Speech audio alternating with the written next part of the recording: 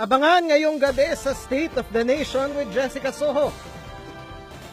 Bagong Chief Justice Teresita Leonardo de Castro, lagpas isang buwan lang uupo sa pwesto, Pangulong Duterte iginiit na walang halong politika ang pagpili kay de Castro. Presyo ng karne, gulay at iba pang bilihin, walang preno sa pagtaas at magmamahal pa raw sa per months.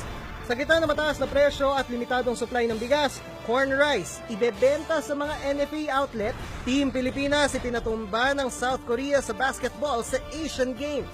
Pero ang pambato natin sa golf, naiuwi ang kauna-unahang gold medal ng Pilipinas sa loob ng mahigit 3 dekada.